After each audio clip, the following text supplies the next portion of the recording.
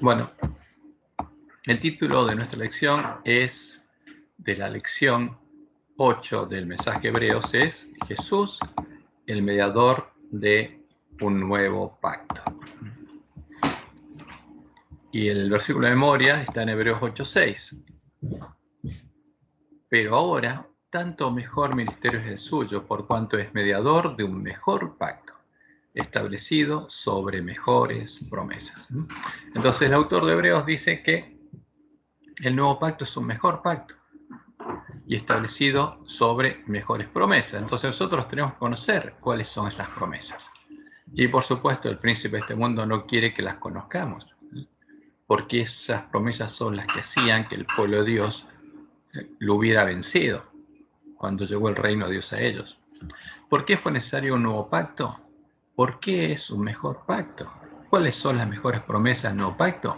Todo esto es parte del Evangelio eterno, el Evangelio que conocía, vivía y predicaba el pueblo de la iglesia primitiva, el pueblo que conocía a Jehová, porque el verdadero Evangelio revela a Jehová, revela el carácter de Jehová, lo profundo de Dios, la ley que Dios tiene escrita en su mente, en su corazón, la ley que, en cumplimiento de las promesas del nuevo pacto, Dios estaba escribiendo en sus mentes y en sus corazones, porque eso es parte de las mejores promesas.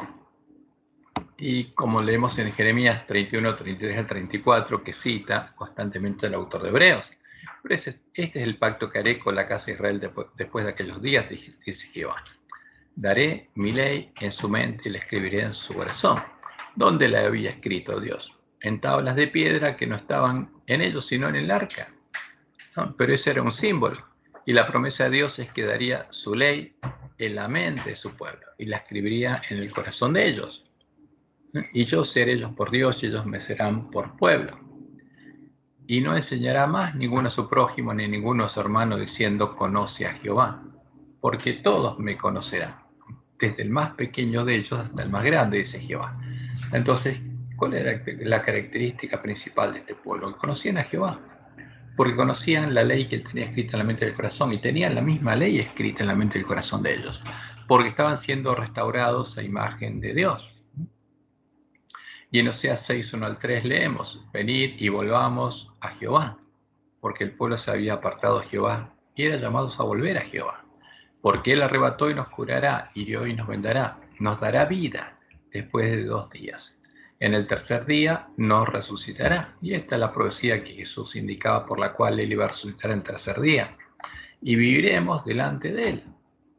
Y conoceremos y proseguiremos en conocer a Jehová. Porque ahora dice la profecía, viviremos delante de él en el templo de Jehová, en la presencia de Jehová, lo que no podía hacer el pueblo antes que viniera el Mesías. Y conoceremos y proseguiremos en conocer a Jehová. Como el alba está dispuesta a su salida, y vendrá a nosotros, ¿quién? Jehová. Vendrá a nosotros como la lluvia tardía y temprana a la tierra. Por eso los miembros de la iglesia primitiva sabían que cuando venía el Espíritu Santo la promesa, el que venía a morar en ellos era Jehová, porque Dios es espíritu, como dijo Jesús, y él estaba buscando que su pueblo lo adore en espíritu y en verdad. Pero este conocimiento se perdió cuando la verdad y el lugar santuario de Dios fueron echados por tierra, y en su lugar quedaron otras cosas. Quedaron el templo de Satanás, la sinagoga de Satanás, Jezabel, la región pagana del Imperio Romano a la que Balaam, a principios del siglo IV, ayudó a disfrazar de iglesia de profetisa. Entonces, desde el siglo IV hasta fines del siglo XIII, convivieron dos iglesias, la verdadera y la falsa perseguía y asesinaba a los miembros de la verdadera. Por eso tenemos que poner esto a finales del siglo XIII, vamos a agregarlo aquí. Finales del siglo XIII.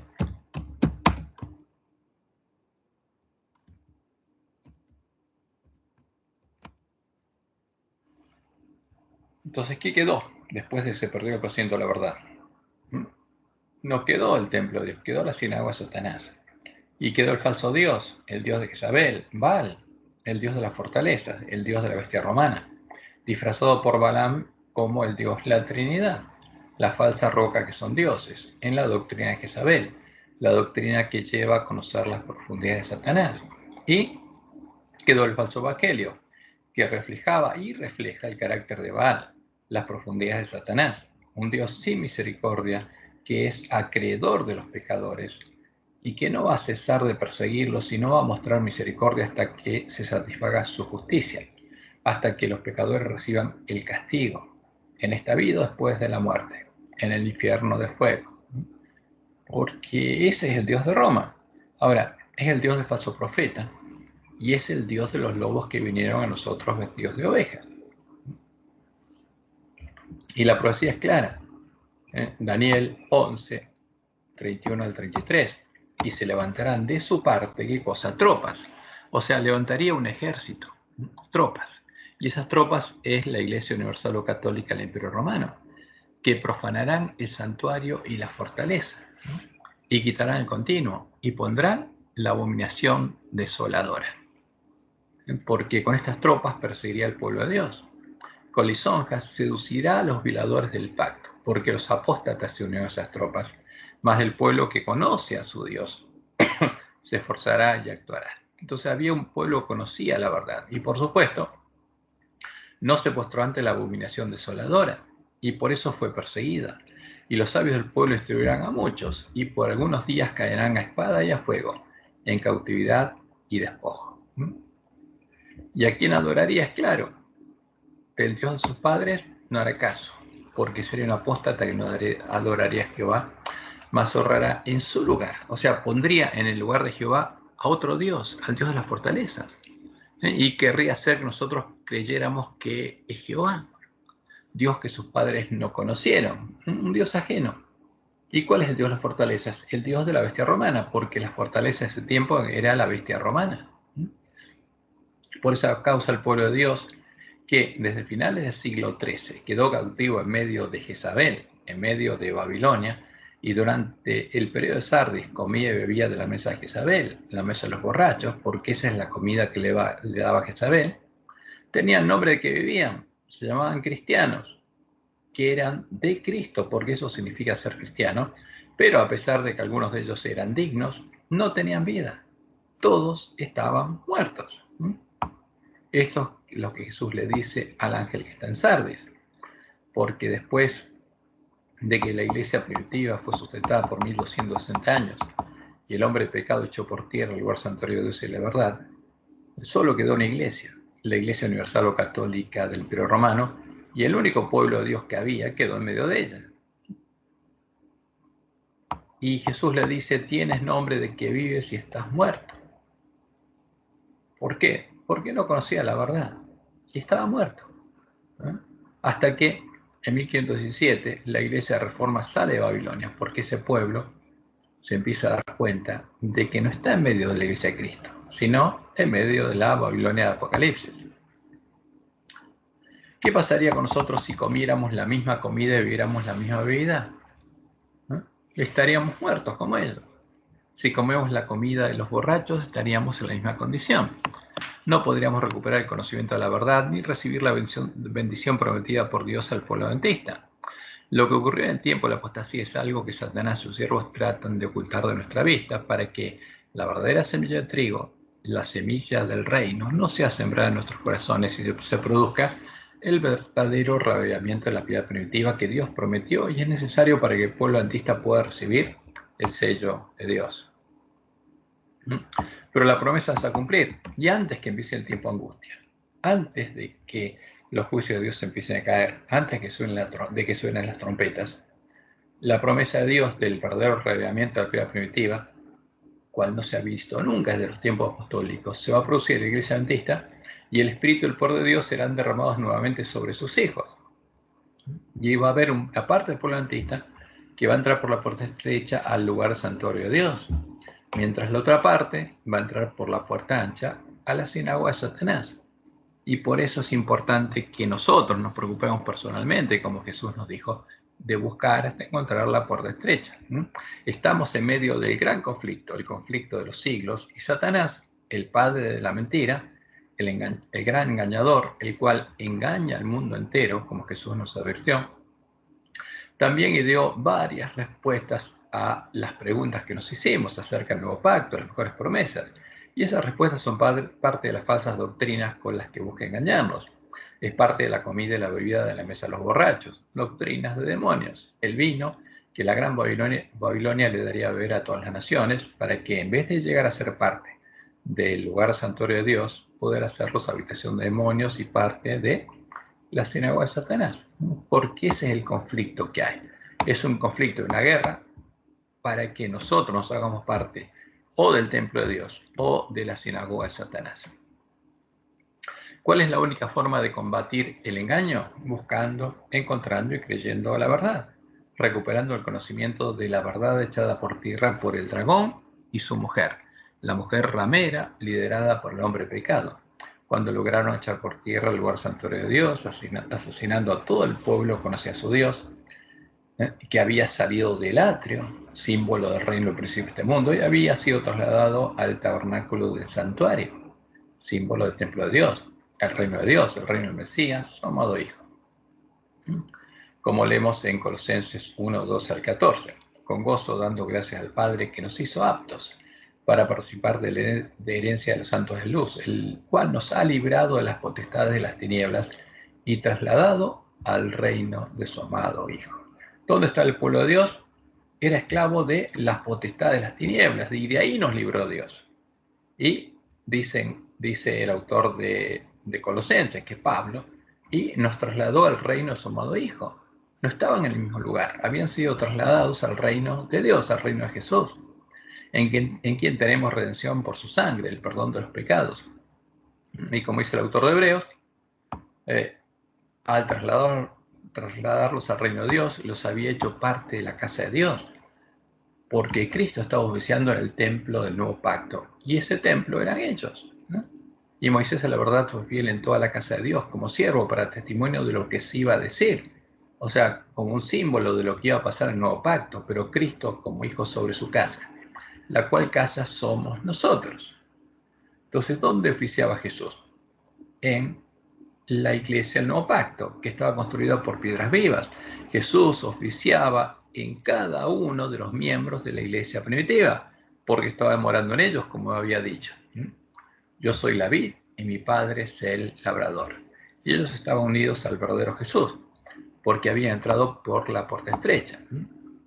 Porque el santuario tenía dos partes. El atrio, que es un símbolo de Babilonia, Sodoma y Egipto, el lugar donde antes de ser liberado de la esclavitud del pecado, el pueblo de Israel tuvo que sacrificar el Cordero de Pascua, y es el lugar donde Jesús moriría, donde estaban los esclavos del pecado. Y estaba el tabernáculo, símbolo del reino de Dios, de Canaán, a donde iban a entrar los redimidos, por la puerta estrecha. Y justamente esto es lo que tendríamos que entender nosotros, como Dios le dijo a Elena de White, que los que esperaran pacientemente comprenderían justamente lo que era un misterio para ellos, el significado del santuario. Y en Apocalipsis 11, 1 al 8, en este caso dejamos el 1 y el 2. Entonces me fue dada una caña semejante a una vara de medir y se me dijo: levántate y mide el templo de Dios y el altar y a los que adoran en él. Entonces, ¿qué se iba a medir? Justamente el día de la expiación, el día en que el santuario tiene que ser purificado, mide el templo de Dios, porque el antitipo del tabernáculo era el templo de Dios. Mide esto, y mide el altar, y mide a los que adoran dentro del templo, que como Dios le mostró en el Juárez, están representados por la lámpara, el altar del incienso y la mesa de los panes de proposición. O sea, solo serían juzgados los que hubieran entrado por la puerta estrecha al reino de Dios, pero los que estuvieran en el atrio no. Por eso es importante entender este mensaje, porque si no somos juzgados, quiere decir que no podemos llegar a ser parte de la esposa del Cordero. Pero el patio está fuera del templo, déjalo aparte y no lo midas, porque ha sido entregado a los gentiles, y ellos sudarán la ciudad santa 42 meses, o sea, se apoderarían del atrio, se harían llamar iglesia cristiana, y ellos serían los que asesinarían al pueblo de Dios. Como leemos en Daniel 8 del 9 al 12. Y se engrandeció hasta el ejército del cielo, y parte del ejército de las estrellas echó por tierra y les pisoteó. Aún se engrandeció contra el príncipe de los ejércitos, y por él fue quitado el continuo, y el lugar santuario fue echado por tierra. ¿Y qué echó por tierra además? Y echó por tierra la verdad. ¿Cuándo? Cuando los transgresores hubieran llegado al colmo. Destruiría a los fuertes y al pueblo de los santos. Y hablaría palabras contra el Altísimo, y a los santos del Altísimo quebrantaría. Y esa profecía se cumplió, ya es historia. Por eso, el primer trabajo que Dios le dio al pueblo antista era recuperar el conocimiento de la verdad hecha por tierra, y debía empezar viendo la historia y el cumplimiento de la profecía, para poder oír lo que el Espíritu dice a las iglesias, comprender cuál fue el cumplimiento de la profecía de las 7 iglesias, y llegar a tener oídos para oír las palabras de la profecía. Porque Jesús fue claro: escribe al ángel de la iglesia en Filadelfia. Esto dice el santo, el verdadero, el que tiene la llave de David, el que abre y ninguno cierra, y cierra ninguno abre. ¿Qué nos dice a nosotros? Hay una puerta que está abierta y nadie la puede cerrar. Búsquenla hasta encontrarla, busquen la puerta estrecha. Y hay otra puerta. Por una se entra al templo de Dios, y por la otra se entra a la sinagoga de Satanás. Y los que entran a la sinagoga de Satanás también se dicen ser judíos, y no lo son. ¿Quién es judío? Como dice Pablo en Romanos 2. El que es circuncidado en el corazón, el que es parte del templo de Dios y nace de Dios. Pero los otros también se dirían judíos, pero no son. Y mentirían. Y serían parte de la sinagoga de Satanás. ¿Por qué? Porque habrían entrado por la puerta ancha. Porque en el atrio estaría la mujer Jezabel adorando la abominación desoladora, a Baal. Y la habría disfrazado a Baal de Cristo. Ahí estaría la puerta ancha y el camino espacioso. Y el lugar santuario de Dios habría sido echado por tierra, y habría que buscar esa puerta. Por eso habría 2 caminos y 2 puertas. Y habría que buscar la puerta estrecha. Por eso Jesús nos dice: entrad por la puerta estrecha, porque ancha es la puerta y espacioso el camino que lleva a la perdición, y muchos son los que entran por ella. Y al entrar por ella son hechos parte de la sinagoga de Satanás. Porque estrecha es la puerta y angosto el camino que lleva a la vida, y pocos son los que lo hallan. Y Jesús es claro: yo soy la puerta. Y si hay 2 puertas, ¿qué quiere decir? Que hay una puerta que no es la puerta estrecha, sino es la puerta ancha, a la que, para engañarnos, también la llaman Jesús. ¿Quién es hecho parte de la sinagoga de Satanás? El que oye y rechaza la verdad, y decide entrar por la puerta ancha, el falso Jesús, al que, junto a la bestia, el falso profeta, y los lobos vestidos de oveja, sin saberlo, también estaría adorando el ángel de la Odisea en el atrio. Ahora, pero como lo hace sin saber, Dios lo protege, mientras es protegido por Dios y es llamado por Jesús a oír su voz, ungir sus ojos con colirio, ver lo que está sucediendo, arrepentirse y abrir la puerta de su mente y su corazón para que él pueda hacerlo columna en el templo de Dios y parte de la ciudad de Dios. Solo oyendo en lo que el Espíritu dice a las iglesias, podría llegar a entender justamente lo que sucedió con los 2 testigos, y podría arreglar sus lámparas, escudriñando diligentemente las Escrituras, estudiando a los cadáveres de los 2 testigos, para que los 2 testigos volvieran a la vida, se levantaran sobre sus pies y volvieran a testificar la verdad e iluminar cuál es la puerta estrecha y el camino angosto que lleva a la vida.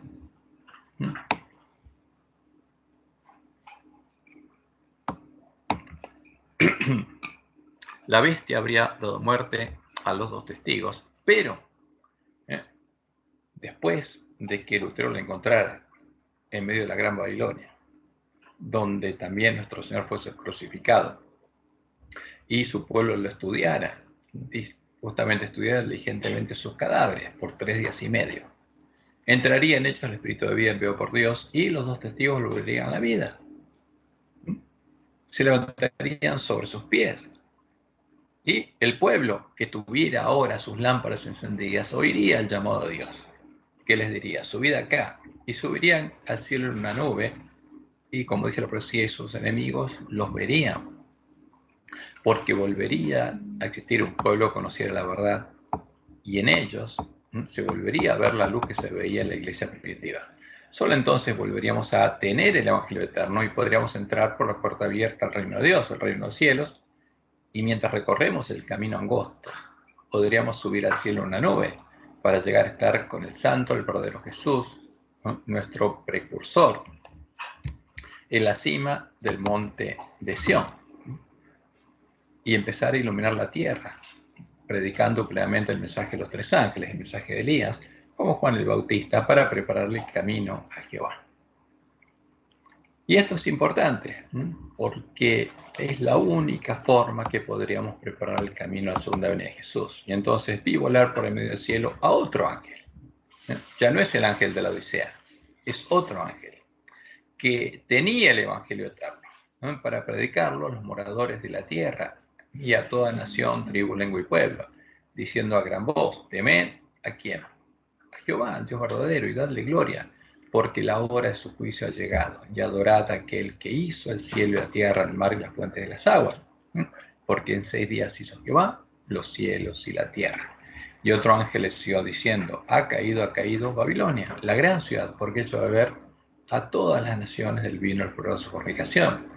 Y el tercer ángel lo siguiendo diciendo a gran voz: si alguno adora a la bestia y a su imagen, a la abominación desoladora, a la que ella llama Dios y Cristo, y recibe la marca en su frente y en su mano, él también beberá del vino de la ira de Dios. Porque ahora sí, una vez escuchando el mensaje de los tres ángeles, todo el mundo va a decidir por qué puerta entrar, y va a recibir el sello de Dios o la marca de la bestia. La marca que van a recibir los que adoran a la bestia y su imagen. Van a recibir la marca de su nombre, porque van a llegar a tener el carácter de el Dios de la bestia. ¿Dónde deberíamos empezar a predicar este mensaje? En el atrio, a donde todos los hombres, incluyendo al pueblo de la iglesia remanente, estarían adorando al sol, a Baal, adorando a la imagen a la que adora la bestia, a la abominación desoladora de la que habló el profeta Daniel, mostrándose hacia el oriente.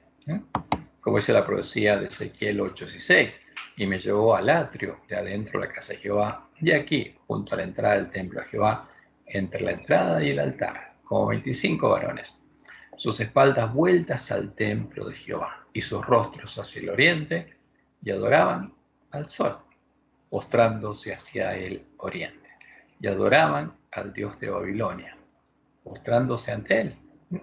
Entonces, entre la entrada y el altar, o sea, dándole la puerta a la entrada de la casa de Jehová, mirando hacia donde está el altar, donde está la cruz, y el sol que está atrás de ella, y adoraban al sol. Y esas son las imágenes que están en medio de Roma, y son las imágenes que hay en medio de la iglesia adventista, porque se nos lleva a ¿dónde? A la cruz, cuando Jesús no nos lleva a la cruz, porque la cruz está en medio de Babilonia, en medio de Egipto, y Cristo murió en ese lugar para que nosotros no estemos ahí, y Satanás nos quiere llevar ahí. Nos murió ahí para que nosotros entremos al templo de Dios, donde Él vivía, para que seamos hechos parte del templo de Dios. Y por eso escucharíamos el llamado a nuestras espaldas, porque le estaríamos dando la espalda a Jehová. Y justamente, ¿por qué los varones ancianos del pueblo de la iglesia remanente también estarían adorando el sol, a Baal? Porque por la obra de los lobos vestidos de ovejas, ellos también habrían bebido del vino de Babilonia, habrían creído a la doctrina de Jezabel, estarían comiendo y bebiendo a la mesa de los borrachos, y estarían adorando a la abominación desoladora de la que habló el profeta Daniel. Por esa causa, como lo vemos en nuestras lecciones, al hablar del Evangelio y la justicia de Dios, estarían hablando de la justicia de Baal, reflejando en sus palabras la imagen de Baal. Porque a Baal disfrazó Balaam de Dios y de Cristo, al Dios de Babilonia, al Dios Sol. Y Jezabel le empezó a dar a comer cosas sacrificadas a los ídolos del pueblo de Dios para hacerlo fornicar, para que tuviera su doctrina y llegara a conocer las profundidades de Satanás. Ahora, ¿quiénes descubrirían el engaño? Como Dios le mostró en el Joai. Solo los que estudiaron diligentemente las Escrituras, arreglaran sus lámparas e hicieran que los dos testigos volvieran a la vida. Solo los que hayan estudiado diligentemente las Escrituras y hayan recibido el amor de la verdad en sus corazones serán protegidos de los poderosos engaños que cautivarán al mundo. Merced al testimonio bíblico, descubrirán al engañador bajo su disfraz. Se van a dar cuenta cuál es la puerta ancha. Y por supuesto no van a entrar por ella. Porque Dios tendrá en la tierra un pueblo, sostendrá la Biblia y la Biblia sola. Y buscará cerciorarse de si los autoriza un categórico, así dice Jehová. Y eso es lo que tenemos que hacer. Y una vez que recuperamos ese conocimiento, empezamos a recuperarlo, ¿a quién deberíamos predicarlo? En primer lugar, deberíamos darles el verdadero alimento a tiempo a nuestros hermanos, a los miembros de la iglesia remanente, para que pudieran conocer la verdad y diferenciarla del vino de Babilonia, la comida de los borrachos. Como dice Pablo en 1 Corintios 10, 19 al 21, que lo que los gentiles sacrifican, lo sacrifican los demonios y no a Dios. Y el que bebe y come de la mesa de los demonios, se hace partícipe con los demonios. Y si a nosotros nos dan a comer la comida de los demonios, de la mesa de los borrachos, están buscando que nos hagamos partícipes con los demonios y parte de la sinagoga de Satanás. Pero Pablo les dice a sus hermanos en 2 Corintios 6, 14 al 18, no os unáis en yugos igual con los incrédulos, porque qué compañerismo tiene la justicia con la injusticia, y qué comunión la luz con las tinieblas, y qué concordia Cristo con Belial, y qué concordia Jehová con Azazel, o qué parte el creyente con el incrédulo, y qué acuerdo hay entre el templo de Dios y los ídolos, porque vosotros sois el templo del Dios viviente, porque ellos eran el templo de Dios, y Dios moraba en ellos, como Dios dijo, habitaré y andaré entre ellos y seré su Dios, y ellos serán mi pueblo. Porque esto no ocurría en el antiguo pacto, pero sí en el nuevo. Estas son las mejores promesas que quiere ocultar Satanás y quieren ocultar sus siervos. Por lo cual, salid de en medio de ellos y apartaos, dice el Señor, y no toquéis lo inmundo, y yo os recibiré. Y seré para vosotros por padre, y vosotros me seréis hijos e hijas, dice el Señor Todopoderoso. Por eso Jesús nos dice claramente, ¿quién es siervo fiel y prudente? Al cual puso su Señor sobre su casa para que les dé el alimento a tiempo, al cual su Señor les dio el verdadero alimento y los mandó a darle ese alimento a sus hermanos. Bienaventurado aquel siervo al cual cuando su Señor venga le halle haciendo así. De cierto os digo que sobre todos os viene de pondrá. Pero si aquel siervo malo dijere en su corazón, mi Señor tarda en venir, y comenzare a golpear a sus consiervos y aún a comer y a beber con los borrachos, ¿qué va a pasar con él? Cuando venga su Señor, lo va a dejar fuera de su casa y pondrá su parte con los hipócritas, y allí será el lloro y crujir de dientes. Porque eso estaría pasando, porque estaría la comida, la bebida de los borrachos en medio de la iglesia adventista, porque los lobos la habrían traído. Y tenemos que verla, porque esa es la profecía, es la palabra profética más segura, y cuando la vemos, simplemente estamos viendo el cumplimiento de la profecía. Por tanto, Jehová dice, Jehová esperará para tener piedad de vosotros, y por tanto será exaltado teniendo de vosotros misericordia, porque Jehová es Dios justo. Bienaventurados todos los que confían en él. Ciertamente el pueblo morará en Sión, en Jerusalén. Y la promesa es fiel. Nunca más llorarás. El que tiene misericordia se apiadará de ti. Al oír la voz de tu clamor te responderá cuando clames a él. Bien que os dará el Señor pan de congoja y agua de angustia. Con todos tus maestros nunca más te serán quitados, sino que tus ojos verán a tus maestros. Entonces tus oídos oirán a tus espaldas palabra que digas. ¿Por qué a tus espaldas?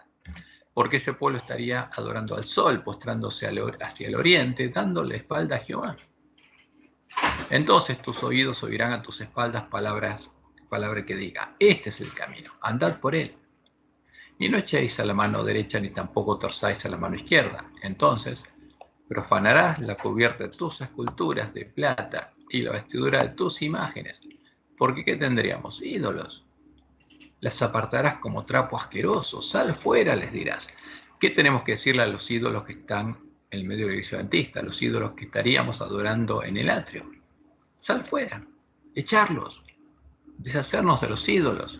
Entonces dará Jehová, el Señor, lluvia a tu sementera cuando siembres la tierra, y dará pan del fruto de la tierra. Y por supuesto, Dios sabe el final desde el principio, por eso lo anuncia, para que nosotros podamos oír sus palabras. ¿A dónde llegarían los siervos fieles al final del camino? A la cima del monte de Sión, a la ciudad de Dios, a la Nueva Jerusalén, simbolizada por la mesa de los panes de la proposición de Dios a su pueblo, y entrarían con el esposo por sus puertas a las bodas. Por eso dice Jesús, al que venciere, yo le haré columna del templo de mi Dios, pero para ser columna tienen que entrar por la puerta estrecha al templo de Dios. Y como dice Apocalipsis 14, 1 al 5, Juan dice, después miré y aquí el Cordero estaba en pie sobre el monte de Sión y con él 144.000 que tenían el nombre de él y de su Padre escrito en la frente. Y estos son los que no se contaminaron con mujeres, pues son vírgenes. Dice, fíjate afuera. ¿Qué? Bueno, es el 30. Entonces, estos son los que no se contaminaron con mujeres, pues son vírgenes. Estos son los que siguen al Cordero por donde quiera que va. Estos fueron redimidos entre los hombres como primicias para Dios y para el Cordero, y en sus bocas no fue hallada mentira, pues son sin mancha delante del trono de Dios. Ya son panes y levadura. Y esa es la promesa de Dios, y por supuesto lo que Satanás quiere ocultar. Después de esto, el Cordero y su esposa, los 144.000 sellados, tienen que ir a buscar a quién, al pueblo de Dios que está en medio de Babilonia, porque primero el mensaje se envía al pueblo que está en el campo del Padre Familia, donde va a estar la primera cosecha, y después tiene que ir a predicarle al pueblo que está en Babilonia. Después de esto vi otro ángel descender del cielo con gran poder, con el poder de la lluvia tardía, y la tierra fue alumbrada con su gloria, y clamó con voz potente, diciendo, ha caído la gran Babilonia, y se ha hecho habitación de demonios y guarida de todo espíritu mundo, y albergue de toda ave inmunda y aborrecible, porque todas las naciones han bebido el vino y el flor de su fornicación, y los reyes de la tierra han fornicado con ella. ¿Y qué dice Dios además? Salid de ella, pueblo mío, salgan del atrio, para que no seáis partícipes de sus pecados, ni recibáis parte de sus plagas. Y eso es importante que lo entendamos, porque es parte de nuestra misión. Porque el pueblo de Dios tiene que prepararse como Juan el camino a Jehová. Vos que clama en el desierto, preparad camino a Jehová, enderezad casa a la soledad a nuestro Dios. Y se manifestará la gloria de Jehová, y toda carne juntamente la verá. Por eso Dios nos dice, levántate, resplandece. ¿A quién? A su pueblo. Y la promesa es que sobre nosotros amanecerá Jehová, y sobre nosotros será vista su gloria. Por eso Jesús le dice a los bienaventurados su pueblo, vosotros sois la luz del mundo. Una ciudad sentada sobre el monte de Sión, no se puede esconder. Y Satanás no va a poder esconder ese testimonio. Y ahí ese llamado va al pueblo de Babilonia, y el mensaje es claro y hermoso, bienaventurados los que lavan sus ropas. ¿Y dónde se lava? Cuando sale del atrio, está la fuente, hay que lavar la ropa ahí para poder entrar al reino de Dios. Lavan sus ropas para tener derecho al árbol de la vida y para entrar por las puertas en la ciudad. Y el espíritu y la esposa dicen, ven. Y el que oye, diga, ven. Y el que tiene sed, venga. Y el que quiera, tome del agua de la vida gratuitamente. Y este es el evangelio del reino de Dios que tiene que ser predicado en todo el mundo para que llegue el fin y quede preparado el camino a la segunda venida. Y en ese tiempo, todo aquel que invocare el nombre de Jehová será salvo. Porque en el monte de Sión, donde están los 144.000, y en Jerusalén, habrá salvación, como ha dicho Jehová, y entre el remanente al cual él habrá llamado, porque esos son 144.000, los primeros llamados y que ya son fieles, los llamados, elegidos y fieles que van a ir con Jesús a la batalla. Ahora, vamos a ver algo triste, que es la justicia de Baal que está en nuestra lección. En nuestras lecciones encontramos estos conceptos de origen pagano. Y empezando el sábado 12 de febrero, aparecen estas cosas. Vamos a leer dos párrafos. He seleccionado dos párrafos. Mediante su muerte, Jesús canceló la pena de muerte que exigían nuestras transgresiones e hizo posible el nuevo pacto. ¿Qué dicen nuestros teólogos? Que Dios nos había condenado con la pena de muerte. Y que Jesús le pagó a Dios Porque vamos a ver que después dicen que Dios lo mató. O sea que este Dios es el creador de la muerte, porque su ley exige la muerte. O sea que la muerte existía antes que alguien la violara. Y el próximo párrafo dice: Jesús manifestó la obediencia perfecta requerida por el pacto. Y esto es una gran mentira. El pacto de Dios con Israel no requería obediencia perfecta para ser librados de la pena de muerte, como dicen nuestros teólogos. Porque Dios sabía que ellos no podían guardar la ley. Requería fe en sus promesas y seguir el camino de la gracia que Él les ofrecía a los pecadores para poder justificarlos, para declararlos justos en forma gratuita, por gracia. Pero, como eso no es lo que hace Baal, nuestros teólogos no creen eso. Es triste. Ahora, próximo párrafo. Lunes 14 de febrero. Debido a la infidelidad del pueblo, las promesas que Dios hizo bajo el pacto mosaico nunca se cumplieron. Y esto es muy triste oírlo, porque esto es una barbaridad. ¿Cómo que las promesas que Dios hizo bajo el pacto mosaico nunca se cumplieron? Todas las promesas que Dios hizo bajo el pacto mosaico se cumplieron en todos los hombres que les abrazaron por fe y llegaron a ser vencedores. Ahora, Dios prometió llevar a su pueblo de Egipto a Canaán e introducirlo en la tierra prometida. ¿Lo introdujo finalmente? Sí. ¿Quiénes no entraron? Los que pecaron en Sittim y los que habían pecado en Cádiz. Ahora, pero los que llegaron a conocer a Jehová y tuvieron fe, entraron. Y Josué les dio el reposo prometido. ¿Cumplió esa promesa? Sí. ¿Qué más les prometió Dios? Muchas cosas les prometió. Y ellos le recibieron. E incluso les prometió enviarles al Mesías. ¿Les envió el Mesías? Por supuesto que sí. ¿Los que creyeron el Mesías entraron al reino de Dios? Claro que sí, como dice Pablo. Los que creyeron las promesas, y como dice el autor de Hebreos en Hebreos 4, los que creyeron, había judíos que creyeron, habían entrado a su reposo. Un remanente había entrado. Porque todas las promesas que Dios hizo bajo el pacto mosaico se cumplieron. Dios es fiel. Y los autores de la lección están dando un falso testimonio, y un testimonio muy feo, porque están mintiendo. Ahora, vamos a la lección del martes 15. La muerte de Cristo posibilita la institución del nuevo pacto porque satisface las demandas del primer pacto con Israel. Se basa en que ellos dicen, el pacto con Israel exigía obediencia perfecta. Mentira. Mentira. Porque justamente el pacto era para un pueblo pecador que Dios sacó de Egipto, que era pagano e idólatra, y que Dios quería bendecir. Y justamente cuando le dio la ley, esa ley le mostraba el pecado para que ese pueblo pudiera arrepentirse, ir ante él y ser limpiado al santuario y trasladar los pecados de ellos al santuario.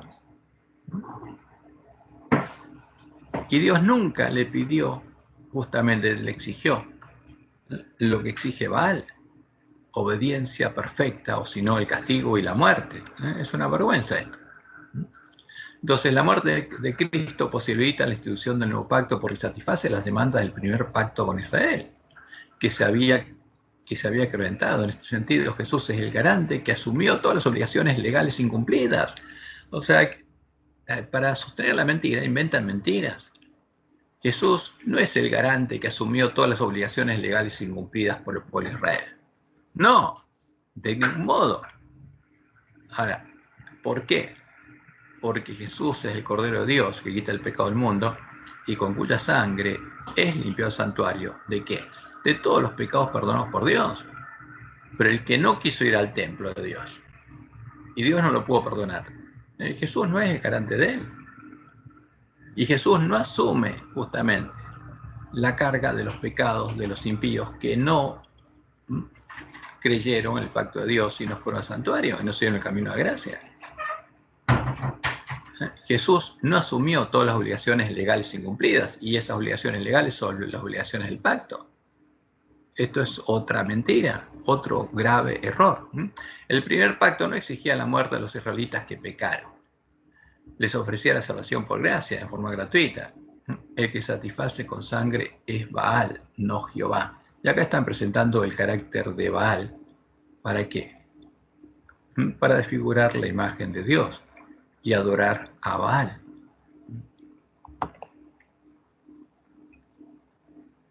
En el miércoles 6 de febrero leemos lo siguiente. Podemos sentirnos tentados a pensar que el nuevo pacto tiene mejores promesas. ¿Cómo que tentados a pensar? Si eso es lo que dice la Biblia. En el sentido de que tiene mayores recompensas que las que tenía el antiguo pacto. Una patria celestial, la vida eterna y otras. La verdad es que Dios les ofreció a los creyentes del Antiguo Testamento las mismas recompensas que nos ofrece a nosotros. No, esta es una mentira, justamente. Y es triste ver tantas mentiras flagrantes en nuestra lección. Porque justamente el autor de Hebreos dice que el nuevo pacto es mejor que el antiguo, porque Dios puede hacer ahora cosas que antes no podía, después de redimir a su pueblo. Y lo que es cierto es que a los creyentes del Nuevo Testamento les ofreció las mismas promesas que a los creyentes del Antiguo Pacto, más las nuevas promesas del Nuevo Pacto, porque las promesas que tenían en el Antiguo Pacto, que era una patria celestial, la vida eterna, la salvación, la justificación, el perdón de pecados, siguen existiendo, pero a eso le agregó nuevas y mejores promesas. El pacto entre Dios e Israel era un intercambio formal de promesas entre Dios e Israel. Pero esto es mentira. No hay un intercambio formal de promesas. Entonces, hay una obligación. Si vos la cumplís, yo cumplo la mía. Ahora, si vos violás, yo dejo cumplir mi promesa. No es eso. Eso es la ley que rige los pactos humanos. Ese no era el pacto de Dios. No es el pacto entre Dios e Israel. Porque Dios es un pacto con un pueblo que no podía guardar su ley. Y Él no le pedía nada a cambio, era por gracia, por amor. El que hace ese intercambio formal de promesas es Baal. Y el próximo párrafo dice, la obediencia de Jesús garantiza las promesas del pacto. ¿Por qué dice? Ese pacto es un intercambio formal de promesas. Y si Jesús obedece, se gana las promesas del pacto. Y ahora es un acreedor Jesús. Y le demanda a Dios que le dé las bendiciones del pacto y Él luego las da a nosotros. O sea, hay un Dios sin misericordia que no quiere darnos y Jesús, como las ganó, se las demanda y Él tiene que dárselas y Jesús nos da a nosotros. Y es una vergüenza esto, pero a este nivel llega nuestra lección. Tan mareados están nuestros varones ancianos con el vino de Babilonia. Y dice, Cristo ha satisfecho las demandas del pacto. No. No, el pacto no exigía nada de lo que cumplió Jesús. El pacto lo hizo Dios con pecadores que no podían guardar su ley. Esto es una mentira, es una distorsión. ¿Para qué? Para engañar al pueblo de Dios. Por lo tanto, el cumplimiento de las promesas de Dios no está en duda, porque Cristo las ganó y Cristo no las da. Hay un Dios malo y hay uno bueno que justamente nos da las promesas que Dios no quiere darnos y no le dio a Israel. Ahora, pero como Jesús guardó el pacto y satisfizo las demandas del pacto de Dios con Israel, Él ganó las promesas y nos da a nosotros. Y las promesas son las mismas que con Israel. Y todo esto es una mentira. Y es increíble, está en nuestra lección. Según estas palabras, el Dios sin misericordia, Baal, ahora está obligado legalmente a darnos las promesas del antiguo pacto, porque Cristo satisfizo con su muerte las demandas de sangre de Baal.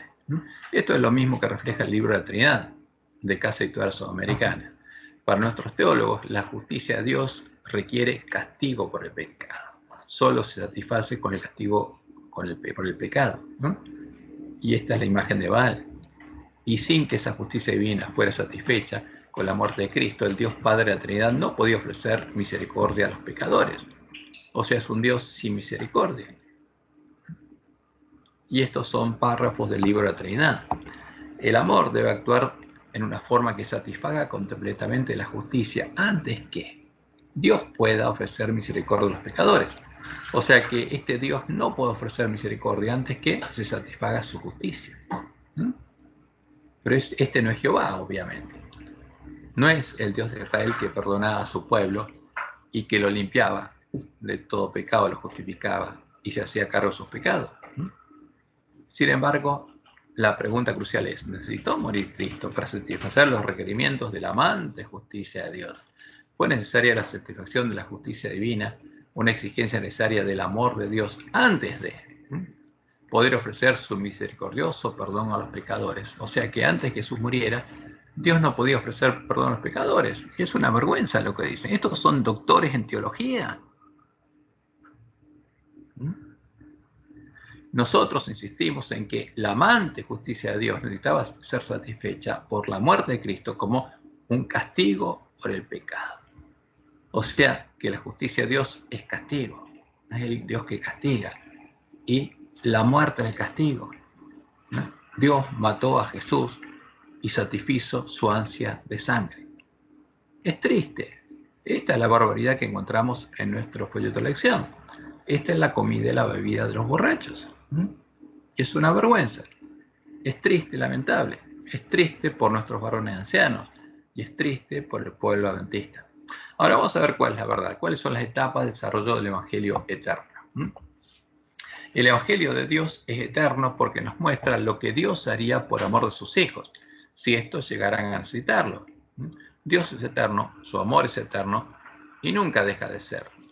Y el plan de redención estaba definido desde antes de la fundación del mundo, antes de nuestra creación. Por eso sabemos que cuando Adán y Eva cayeron, no hubo un concilio en el cielo para encontrar una salida al problema del hombre, como creían algunos de nuestros pioneros. Y podemos ver que ese es uno de los errores que ellos habían heredado de los paganos y los papistas, y de los cuales debían deshacerse, escudriñando diligentemente las Escrituras. Y como leemos en Efesios 1, 3 al 6, dice Pablo: bendito sea el Dios y Padre de nuestro Señor Jesucristo, que nos bendijo con toda bendición espiritual en lugares celestiales en Cristo, según nos escogió en Él antes de la fundación del mundo. ¿Cuándo? Antes de la fundación del mundo. ¿Cuándo fue desarrollado el plan de redención? Antes de la fundación del mundo. Para que fuésemos santos y sin mancha delante de Él, en amor, habiéndonos predestinado para ser adoptados hijos suyos por medio de Jesucristo, según el puro afecto de su voluntad, para alabanza de la gloria de su gracia, con la cual nos hizo aceptos en Él amado. Y en 1 Pedro 1, 18 al 21 leemos: sabiendo que fuiste rescatado de vuestra vana manera de vivir, la cual recibiste de vuestros padres, no con cosas corruptibles como oro y plata, sino con la sangre preciosa de Cristo. Entonces, ¿qué hizo Dios? Nos rescató con la sangre de su cordero, ¿no?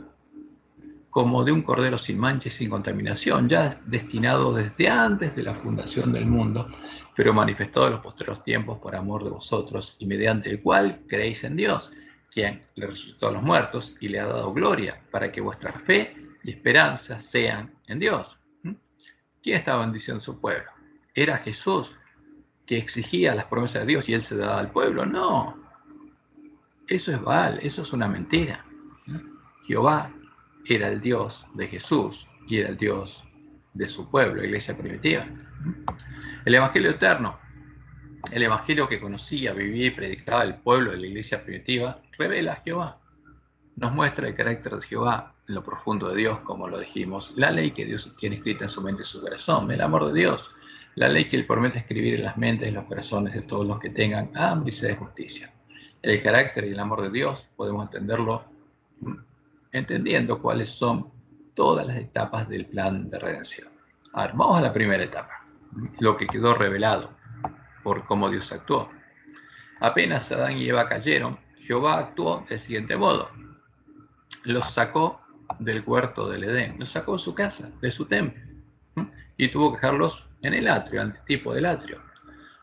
Pero como padre amante y sacerdote de sus hijos, por amor y misericordia, edificó un altar a las puertas del Edén. Tomó 2 corderitos, confesó sobre ellos el pecado de Adán y Eva, los justificó, cargó sus pecados sobre sí mismo, simbólicamente su santuario, se hizo responsable de pagar por sus pecados y los vistió con las pieles de ambos corderitos, para que ellos entendieran que alguien debería morir en su lugar, en lugar de ellos, para que ellos pudieran vivir. Ahora, ¿pero quién ejerció misericordia? Jehová. ¿Tuvo que esperar a que muriera Jesús? No, eso es una barbaridad, es una mentira. Por eso, ahora como deudor y no como acreedor. Fíjense la diferencia. Jehová se hizo deudor porque cargó el pecado de Adán y Eva y empezó a cargar el pecado de sus hijos. Y no como acreedor de Adán y Eva y de nosotros, como si es Baal. No actuando como Baal, ahora Dios debería ser juzgado, y para que el santuario pudiera ser purificado de los pecados perdonados y él pudiera ser declarado justo en su juicio, debería manifestar cuál sería su justicia, cómo pagaría por los pecados perdonados. Como él les prometió a Adán y a Eva, un hijo de ellos sería el Cordero de Dios, el Mesías de la promesa, que vencería a la serpiente y a su simiente, a sus hijos. Luego, Jehová enseñó a sus hijos cuál era el camino de la gracia, el camino que debían seguir para que él los justificara, cargara sus pecados, se hiciera responsable de pagar por ellos y los declarara justos y merecedores de la salvación y la vida eterna. Y finalmente, Jehová delegó el sacerdocio a los padres de familia, les enseñó cómo hacerlo y como vemos en la historia, por ejemplo, vemos que Abraham es el que ofrecía el sacrificio y todos los padres de familia lo hacían como lo hizo Noé. Todos los padres de familia después en Israel tenían que llevar el corderito para confesar los pecados de su familia, como sacerdotes de la familia. Y este es el camino que siguieron todos los hombres que llegaron a ser vencedores antes que Dios hiciera el antiguo pacto con el pueblo de Israel, los hombres en los cuales Dios justificó, como leemos en Hebreos 11:4. Por la fe, Abel ofreció a Dios más excelente sacrificio que Caín, por lo cual alcanzó testimonio de que era justo, dando testimonio de sus ofrendas, dando Dios testimonio de sus ofrendas, y muerto aún habla por ellas. O sea, por la fe Abel fue justificado por la fe, sí, gratuitamente, sí. ¿Quién lo justificó? Dios. ¿Le ofreció misericordia? Sí. ¿Tuvo que esperar a que muriera Jesús? No, esa es una mentira de los lobos vestidos de oveja y que los que están borrachos con ese vino repiten. Segunda etapa. Cuando Jehová liberó a su pueblo de la esclavitud de Egipto, lo que se transformaría en un símbolo de la futura liberación de la esclavitud del pecado, que estaría disponible para su pueblo cuando Dios nos hubiera redimido por precio y hubiera manifestado su justicia, empezó a enseñarles en forma simbólica cómo sería el desarrollo futuro del plan de redención. En la primera Pascua, realizada en Egipto, les enseñó a los padres de familia a seleccionar un cordero sin defecto el día 10 del mes 1, el mes de Abib o Nisan. Les enseñó a sacrificarlo el día 14, a limpiar su casa de levadura, a pintar los postes y el dintel de su casa con la sangre del cordero y preparar la cena de Pascua. ¿Cómo él lo haría? O sea, a los padres de familia le hizo hacer lo que él haría cuando trajera su cordero y preparara la verdadera cena de Pascua, cordero asado con panes y levadura y hierbas amargas, para que los miembros de su familia pudieran entrar en su casa, comer la cena de Pascua y estar preparados para ser liberados de la esclavitud de Egipto. Y en Sinaí les dio los 10 mandamientos de la ley moral, el espejo que les mostraría cuáles son sus pecados, las obras de los árboles malos que no pueden amar a Dios y no pueden amar a sus hermanos. Los 10 mandamientos que ellos no podían y no iban a cumplir, y Dios no les exigía que cumplieran, pero que tenían por objetivo que ellos vieran y fueran conscientes de cuál era el mal contenido de sus mentes y sus corazones y de sus malas obras. Y al mismo tiempo les dio el santuario y las ordenanzas del santuario, que constituían la ley de la gracia, el camino que ellos debían seguir para ser justificados y declarados justos por Dios, porque tenían que llegar hasta el trono de la gracia, simbólicamente, y ser declarados justos por Dios, enseñándoles por medio de símbolos que los pecados conscientes perdonados durante el continuo eran trasladados al santuario, mientras que los pecados de ignorancia eran quitados de ellos y trasladados al santuario en el día de la expiación, y que por esa causa el santuario debía ser purificado de todos los pecados perdonados por Dios a su pueblo, perdonados por gracia, y tenían que ser purificados en el día de la expiación. Entonces, siendo fieles a estas ordenanzas, algo que sí podían hacer. La ley no la podían guardar, pero sí podían ser fieles a estas ordenanzas, ¿eh? Arrepintiéndose de sus pecados y siguiendo el camino definido en la ley de la gracia, ellos llegarían a ser vencedores y merecedores de la salvación y la vida eterna. Simbólicamente, Dios les mostró que Él mismo debería hacerse cordero para pagar por los pecados que les habría perdonado, dado que el macho cabrío simbólico con cuya sangre el santuario sería purificado sería el macho cabrío sobre el cual cayera la suerte por Jehová, el que representara a Jehová. Y les dio las fiestas solemnes de Jehová, que, empezando por la Pascua, símbolo del tiempo cuando moriría el Cordero de Dios y se abriría la puerta a la casa de Dios, y terminando con la fiesta de los tabernáculos, símbolo de la fiesta de la voz del Cordero, les mostraban en símbolos cuál sería el desarrollo del futuro plan de redención. ¿Tenía deficiencia este pacto? Sí, Dios mismo lo dice. Hay cosas que Dios no podría hacer hasta que viniera el Mesías y los redimiera de la esclavitud del pecado por precio. ¿Por qué? Porque aún no los había comprado. ¿Qué no podía hacer? No podía librarlos de la esclavitud del pecado, de la ley del pecado escrita en su mente y en sus corazones. Porque ellos Adán y Eva habían elegido conocer la ciencia del bien y el mal, y Satanás había escrito su ley en la mente y el corazón de ellos, y ellos la habían heredado a sus hijos, quienes la habían aprendido de ellos. Y no podría hacerlos nacer de nuevo y no podría circuncidar sus corazones, escribiendo su ley en su mente y sus corazones, para darles nueva vida, para hacerlos nacer de nuevo. ¿Por qué? Porque no los había redimido, no los había comprado por precio.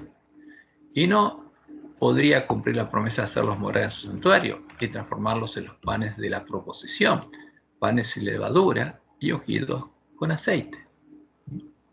Dios estaba limitado, no podía hacerlo. Pero sí pudo hacerlo cuando vino el Mesías y nos redimió con la sangre de su Cordero. Tercera etapa. Como le explica el autor de Hebreos, la nueva y tercera etapa se empezó a cumplir cuando Dios se hizo hombre, un poco menor que los ángeles, Jesucristo hombre, el renuevo de Jehová, nuestro hermano, una oveja, tomando nuestra misma carne y sangre, porque Él participó de lo mismo. Y después de ser perfeccionado y vencer al pecado de nuestra carne, Jehová cargó en Él el pecado de todos nosotros, nos redimió y nos predestinó para ser transformados en imagen de Jesús, para que Él sea el primogénito entre muchos hermanos. El primogénito entre muchos.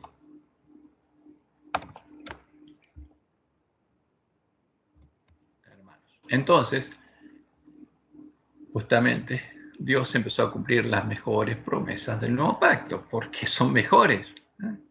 ¿Cuáles son las promesas? Traer a su Cordero, el verdadero Cordero, no el simbólico, el real, haciéndose él mismo hombre como el hijo de David, para poder perfeccionar al Cordero, escribiendo su ley en su mente y en su corazón, hasta que él llegara a vencer al pecado de la carne, mereciera vivir y decidiera poner su vida por amor, justamente y voluntariamente, en expiación por nuestros pecados, para redimirnos, para que el gozo justamente puesto delante de él se cumpliera. Y en Salmos 48 está la promesa justamente y el deseo de David que sería realidad, porque el Mesías cumpliría esta promesa. Me complazco en hacer tu voluntad, oh Dios mío, y tu ley está escrita en medio de mi corazón. Por eso Jesús sería el segundo Adán, porque llegaría a reflejar la gloria de Dios como Adán y Eva antes del pecado, porque la ley de Dios volvería a estar escrita en su mente y su corazón. Y después, lo mismo sucedería con sus hermanos. Y si esto no es una mejor promesa, ¿dónde están las mejores promesas? Después, Dios prometió cargar sobre Él, en Él, el pecado de todos nosotros, para que Él sea su justicia y nuestra justicia. Porque con la sangre del Cordero el santuario puede ser purificado y nosotros también somos limpiados. Porque Dios se hace garante nuestro, de nuestros pecados, y la sangre que nos limpia a nosotros tiene que limpiarlo a Él también. Y de ese modo librarnos de la esclavitud del pecado, de estar toda nuestra vida en el atrio y librarnos de la ley del pecado escrita en nuestras mentes y en nuestros corazones, del conocimiento, de la ciencia, del bien y del mal. Lavarnos con agua pura en la fuente del santuario y vestirnos con vestiduras blancas, con las vestiduras del Cordero, que tomó nuestro lugar en el atrio para que nosotros pudiéramos tomar su lugar como hijos de Dios y entrar en el lugar santuario. Y entrar por la puerta estrecha y nacer de nuevo de Dios y empezar a recorrer el camino angosto que lleva a la vida, el camino nuevo y vivo que Jesús nos abrió, mientras Él circuncida nuestros corazones, escribiendo su ley en nuestras mentes y en nuestros corazones.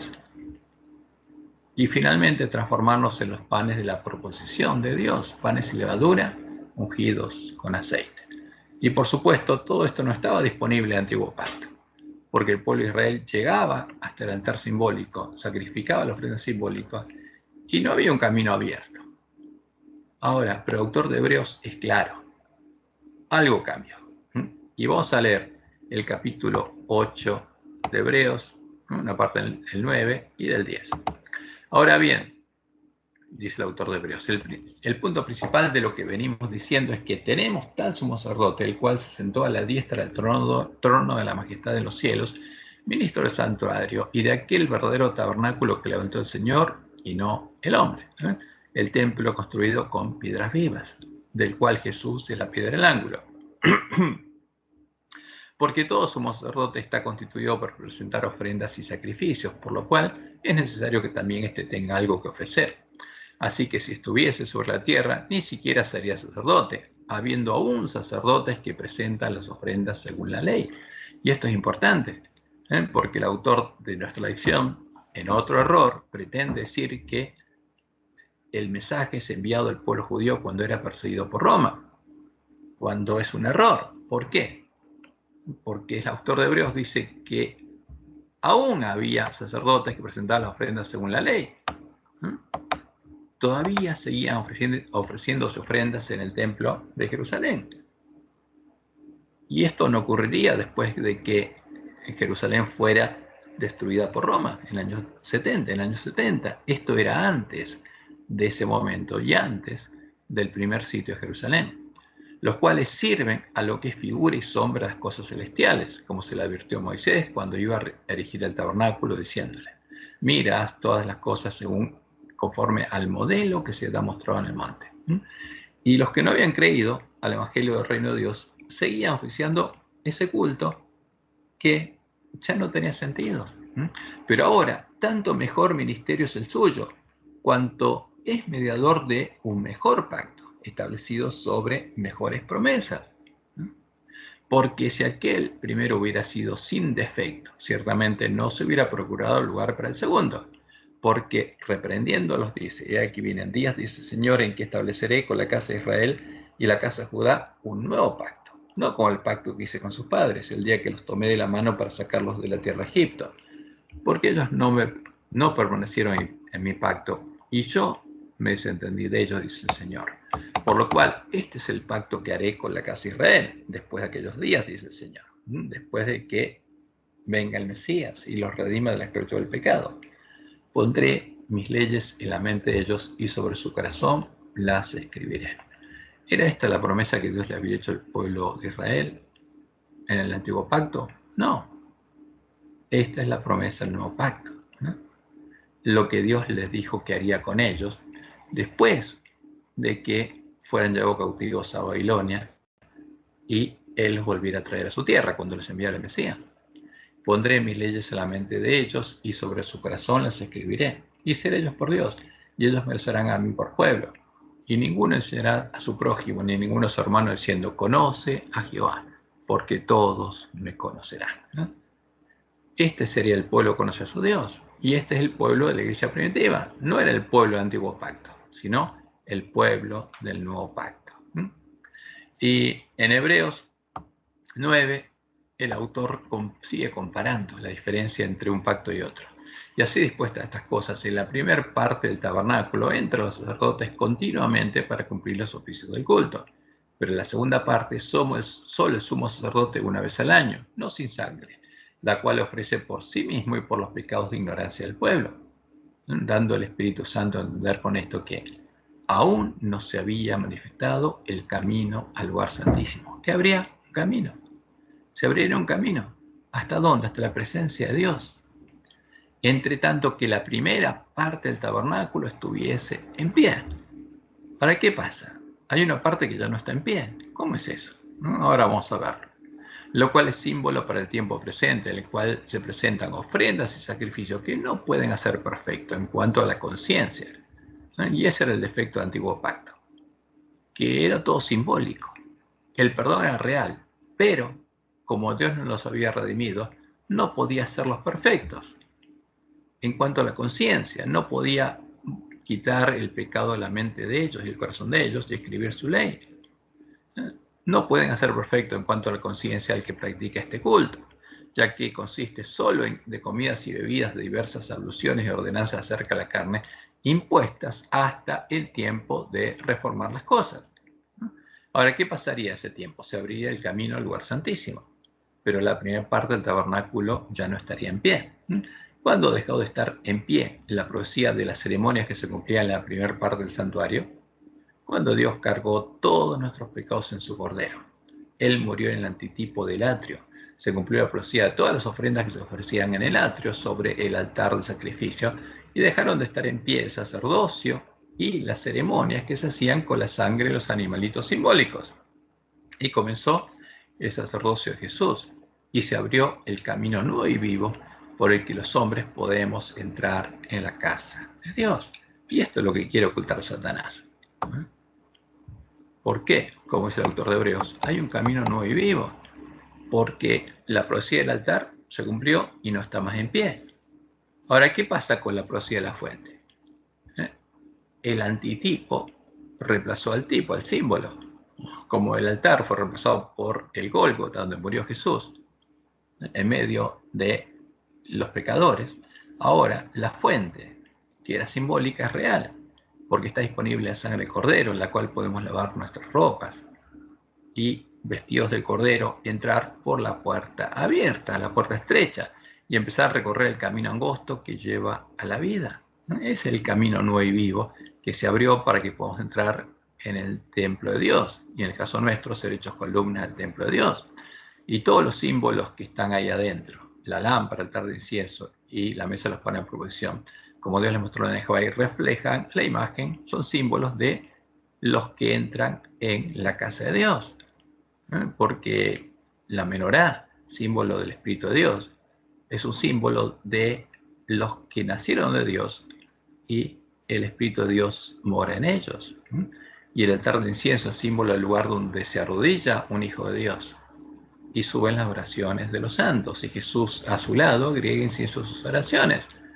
Y el destino es la propuesta de Dios, ser hechos parte de la iglesia triunfante, representada por la mesa de los panes de la proposición, donde solo hay panes y levadura ungidos con aceite. Y por supuesto, el que estaría morando en nosotros sería Dios, porque Él pondría su trono en nosotros, y todo el lugar santo sería santísimo, como dice la profecía de Ezequiel, porque Dios pondría su trono en nosotros, y a su lado estaría sentado el verdadero Cordero, el verdadero sacerdote del nuevo pacto. Porque la ley, sigue diciendo el autor de Hebreos, teniendo la sombra de los bienes venideros, no la imagen misma de las cosas. Nunca puede. O sea, podía justamente la ley de Moisés, nunca puede, por los mismos sacrificios que se ofrecen continuamente cada año, hacer perfectos a los que se acercan. De otra manera, cesarían de ofrecerse, pues los que tributan este culto, limpios una vez, o sea, cuando Dios limpiara la mente y el corazón de sus hijos, no tendría ya más conciencia de pecado. Pero en estos sacrificios cada año se hace memoria de los pecados, porque la sangre de los toros y los machos cabríos no pueden quitar los pecados. ¿De dónde? De la mente y del corazón. Y esa es la gran diferencia entre el antiguo pacto y el nuevo pacto, y el nuevo nacimiento. Y repite de vuelta la promesa de Dios, y nos atestigua lo mismo el Espíritu Santo, porque después de haber dicho, este es el pacto que haré con ellos después de aquellos días, dice Jehová, pondré mis leyes en sus corazones y en sus mentes les escribiré, añade, y nunca más me acordaré de sus pecados y transgresiones, pues donde hay remisión de estos ya no hay más ofrenda por el pecado. Así que, hermanos, teniendo libertad para entrar, ¿dónde? En el lugar santísimo. ¿Tenía libertad para entrar al templo, en el tabernáculo, el pueblo de Israel? No. ¿Y los miembros de la iglesia primitiva? Sí.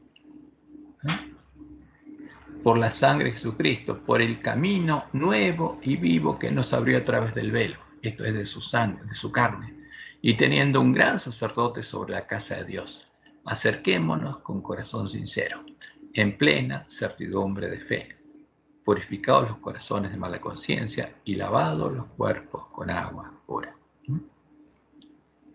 Y esta es la promesa de Dios. Esto es lo que Satanás quiere ocultar. Y es lo que tenemos que vivir para ser hechos parte del templo de Dios. Lo primero que tenemos que hacer es oír la palabra de Dios y creer al Evangelio para poder recibir el Espíritu Santo de la promesa. Notemos que después de ser redimidos de la esclavitud del reino, en el reino del príncipe de este mundo, y escuchar las buenas nuevas del Evangelio del reino de Dios, a los que habían creído a la verdad, habían entrado en su reposo por la puerta estrecha, habían sido trasladados del atrio al lugar santuario de Dios, el reino de Dios, el reino del Mesías. ¿Qué pasaba con ellos? Estaban recorriendo el camino angosto que lleva a la vida, el camino que tenemos que recorrer nosotros, el camino que Dios le mostró en Juan y una parte del pueblo adventista va a recorrer, como volvemos a leer en Colosenses 1, 12 al 14. Con gozo, dando gracias al Padre que nos hizo aptos para participar de la herencia de los santos en luz, el cual nos ha librado de la potestad de las tinieblas. Y eso es lo que Satanás no quiere. Quiere tenernos en el atrio, siendo esclavos de él, hasta que pase el tiempo de nuestra visitación, el tiempo de gracia, y Jesús deje de llamarnos. Y por eso mandó a los lobos, y trajeron los lobos la comida y la bebida de los borrachos a la iglesia adventista. Pero si creemos, como los miembros de la iglesia primitiva, las promesas de Dios, vamos a ser librados de la potestad de las tinieblas, y vamos a ser trasladados al reino de su amado Hijo, en quien tenemos redención por su sangre, el perdón de los pecados. Esta es la verdadera esperanza a la que fuimos llamados. Y es la verdad que echó por tierra al hombre de pecado. Que Jehová los bendiga y los guarde, los guíe a toda verdad y puedan entrar por la puerta estrecha al reino de Dios, ser hechos parte del templo de Dios y recibir las mejores promesas del nuevo pacto. Que tengan un hermoso y feliz sábado.